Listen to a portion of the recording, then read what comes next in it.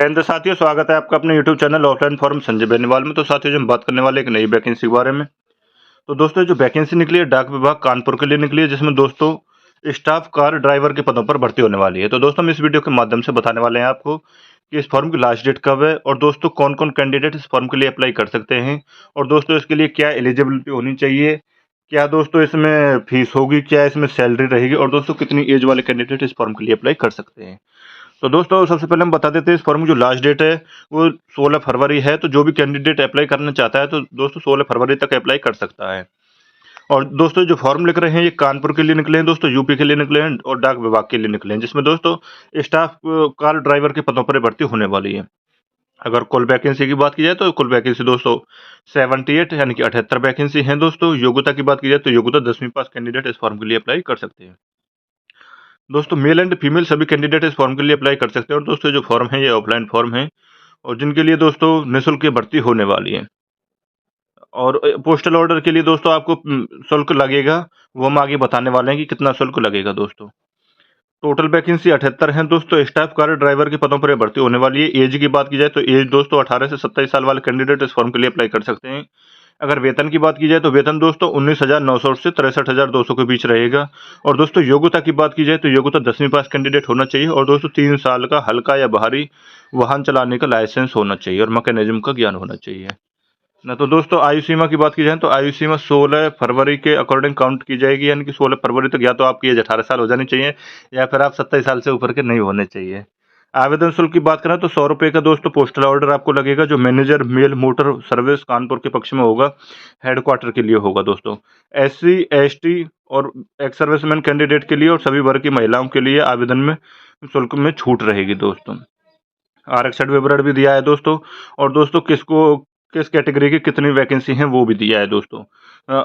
General वालों के लिए दोस्तों 61 पोस्ट हैं, SC वालों के लिए 5 पोस्ट हैं, OBC कैंडिडेट के लिए 9 पोस्ट हैं और ईडब्ल्यूएस कैंडिडेट के लिए 3 पोस्ट है। कुल पदों में से 2 पद भूतपूर्व सैनिकों के लिए आरक्षित किए गए हैं दोस्तों। एक्स सर्विसमैन के लिए 2 पद हैं और वो किसी भी कैटेगरी से लिए जा सकते हैं।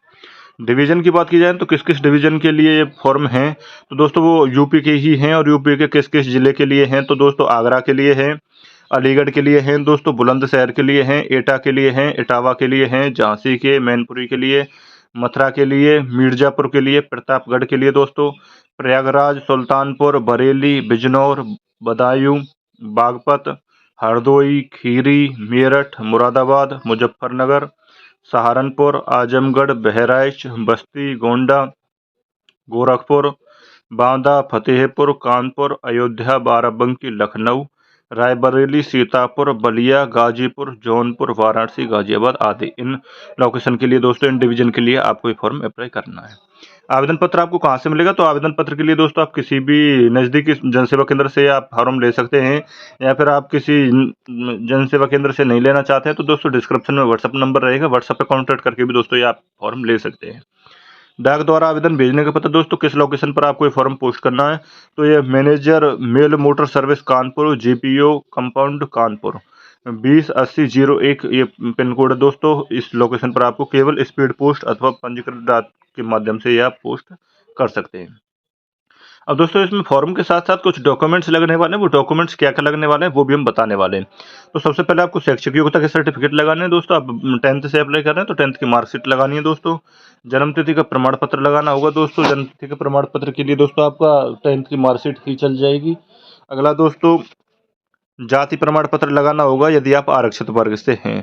SC ST कैंडिडेट हैं तो आपको ये अपना जाति प्रमाण पत्र लगाना होगा दोस्तों। आधार कार्ड व अन्य ID प्रूफ लगाना है, लाइसेंस व अनुभव प्रमाण पत्र की प्रतिलिपि। तो दोस्तों, इसमें योग्यता में हम पहले बता चुके हैं, 10वीं पास कैंडिडेट अप्लाई कर सकते हैं, प्लस में 3 साल का एक्सपीरियंस भी होना चाहिए और लाइसेंस होना चाहिए दोस्तों। तो आपको 3 साल का अनुभव भी दिखाना है और दोस्तों लाइसेंस की फोटोकॉपी भी लगा के देनी है। एक पासपोर्ट आकार का नवीनतम स्वयं सत्यापित फोटोग्राफ दोस्तों, सेल्फ अटैच्ड एक फोटोग्राफ भी देना है और 100 रुपये का भारतीय पोस्टल ऑर्डर यदि लागू हो। तो दोस्तों, ये जनरल कैंडिडेट के लिए 100 रुपये का है और कैटेगरी के लिए इसमें छूट मिल जाएगी, वो आप जैसे फॉर्म लोगे अप्लाई करोगे तो वो आपको पता चल जाएगा। यदि भूतपूर्व सैनिक हैं तो संबंधित प्रमाण पत्र की प्रतिलिपि। यदि आप एक सर्विसमैन हैं, हम पहले बता चुके हैं एक सर्विसमैन के लिए 2 पोस्ट है और वो किसी भी कैटेगरी से ली जा सकती है। उनके लिए कोई स्पेशल नहीं दिया है कि वो किसी भी कैटेगरी से 2 कैंडिडेट लिए जा सकते हैं दोस्तों, तो उनके लिए आपको एक सर्विसमैन प्रूफ देना होगा। अन्य कुछ शर्तें हैं फॉर्म की, वो शर्तें क्या हैं दोस्तों? तो सबसे पहले आपको आवेदन वाले लिफाफे पर लिखना है application for the direct requirement to the post of driver in UP circle, और कैटेगरी जरूर लिखनी है। ये कैपिटल लेटर्स में लिखना है। अगर आप स्मॉल लेटर्स में यूज करते हैं तो दोस्तों आपको फॉर्म रिजेक्ट कर दिया जाएगा।